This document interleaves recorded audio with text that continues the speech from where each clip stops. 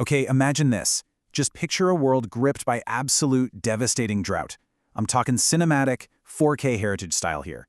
The lands are literally cracking beneath a scorching sun. Local resources have completely vanished, and nations are trembling. But if you look closer, right beneath the surface of that panic, you'll see something mind-blowing. You'll see massive, endless caravans flowing steadily toward Egypt, their carts just heavy with the world's silver and gold. What looks to the naked eye like a catastrophic global tragedy is actually a hidden divine master plan. Beneath this apparent crisis, there is a brilliant, unseen preparation taking place just before the descent of Israel into Egypt. And that is exactly what we're going to break down in today's explainer. Here is our roadmap for the explainer today. We'll start with the illusion of crisis, uncover the redistribution protocol, and explore Yesod as the central node. Then, we'll map the cycles within Sephirotic cycles, do a multi-gen translation, and finally, we'll move from Din to Rakaman. Section 1. The Illusion of Crisis, a Cinematic 4K Reality. So check out this text from Genesis. And Joseph gathered up all the money. I really want you to hold on to that image of those massive caravans flowing toward the Egyptian storehouses. You see, the famine, it wasn't just a random tragedy. It was merely the leverage. It was a highly calculated environmental condition used specifically to siphon the world's wealth into a single, centralized location. Think about that for a second. The entire globe was literally paying to fund the foundation of a future nation. Moving on to Section 2, the Redistribution Protocol. Let's put on our IT hats for a minute and think about this using a modern tech analogy, because honestly, these ancient Kabbalistic concepts mirror computer networking flawlessly. This whole event was a forced redistribution protocol to preload the system with massive assets right before Israel's migration. Think of the famine as a giant firewall, right? It's blocking resources everywhere else on the globe. The only open server accepting requests was Egypt. Directed by this divine source code, all global liquidity was forcefully downloaded and consolidated into one central asset storehouse. It's just brilliant system engineering. Which brings us to Section 3, Yesod, the central node. To really understand how this network functions, we have to fundamentally reframe how we see Yosef. In Kabbalah, the Sephirot of Yesod is the foundation. It's the funnel. It aggressively gathers all those upper resources, all that chaotic energy, and funnels it straight downward into physical manifestation. Yosef is the human embodiment of this cosmic funnel. He is channeling the entire world's survival directly into Egypt. So he wasn't just a viceroy doing administrative work. He was the literal Sephirotic central node processing all of this incoming data. Look at this table. It's basically a network architecture diagram showing how this cosmic hierarchy functions like a mechanical system. Yosef acts as Yesod, the central node channeling the energy. Egypt acts as Malchut, the ultimate earthly server storing all the physical wealth. And driving this entire operation from above is Razan, the divine will acting through the Sephirot of Bina.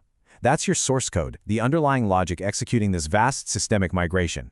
Every piece has a specific technical job to do.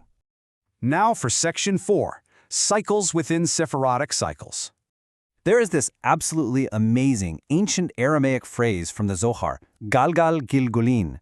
It translates to cycles within cycles, and it reveals how unseen divine currents meticulously orchestrate events through endless, highly precise repetitions. The famine, the dreams Pharaoh had, the descent of Yosef's brothers, none of these were random historical hiccups. No way. They were the precise turning of cosmic gears, cycling through exact phases to guarantee the intended outcome. It's like the inner workings of a massive divine clock. And we can literally map this transformation out chronologically. Watch how deep scarcity is systematically converted into stored abundance through these alchemical color shifts. It begins in black, representing total lack, the void, the famine. Then it heats up into red, the strict judgment and panic of desperate nations. But then, through Yosef's intervention as Yesod, it shifts to green, the phase of strategic growth, gathering, and funneling. And finally, it settles into gold, the immense, stabilized, stored wealth resting in Malchut. Now, these numbers you see here, they aren't just random trivia. They are hyper-specific lines of code. You've got the 2 cycles of transformation, the 7 years of forced accumulation, the 10 of the complete Sephirotic structure, the 70 nations transferring their wealth, and the 400 years of system gestation. Through these precise cycles and deep gestation periods, the system executed a flawless, sacred geometry. It was a perfectly balanced equation programmed to pull off the ultimate cosmic wealth transfer, setting the stage for an entire nation. Let's jump to Section 5, the multi-gen translation. Okay, so how do we explain this at the dinner table so everyone gets it? Let's translate. If you're talking to kids, this is the classic video game loot phase. It's a massive resource collection level where you absolutely must gather every single item, every coin, every potion before the game lets you unlock the major boss level. For the adults, it's cosmic engineering, a highly sophisticated corporate maneuver consolidating global liquidity before executing a massive system migration. But whether you're farming loot or consolidating assets, the Kabbalistic mechanics are exactly the same. Yosef was just farming the loot to preload the system. And finally, Section 6, From Din to Rachamim. We are arriving at the climax of the explainer here, uncovering the ultimate purpose behind the illusion of the famine. What initially appeared as terrifying din, the harsh, unyielding, strict judgment of a global drought, was actually pure rachamim, pure mercy. It was an elaborate setup to preload the board for the ultimate benefit of the incoming nation. The universe wasn't punishing them, it was forcefully packing their bags with gold before their journey even began. So what's our final system status? Flawless. Global liquidity is entirely drained from the periphery. The storehouses in Egypt are at maximum capacity. The central node, Yosef, securely holds all the access keys. The system is 100% preloaded for Israel's descent. The divine code executed exactly as designed, setting the perfect stage for the greatest systemic migration in history. And this powerful Zoharic quote right here just seals our whole understanding. It says, Yosef engineered the lower chariot of physical reality to mirror the divine will perfectly. He became the second chariot, establishing an earthly structure down in Egypt that was in complete one-to-one alignment with the heavenly flow of resources above. The physical and the spiritual were seamlessly synchronized. So the famine wasn't a tragedy, it was a cosmic preloading protocol.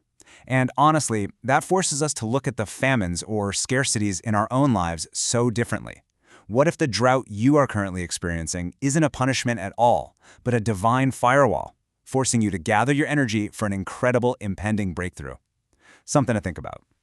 Thank you for joining us for this complete journey through the Pardes. We hope these ancient truths help you and your family improve your own dimensions this week. If you enjoyed this full chapter deep dive, please like, subscribe, and share which part of the journey touched your soul in the comments. We'll see you in the next chapter.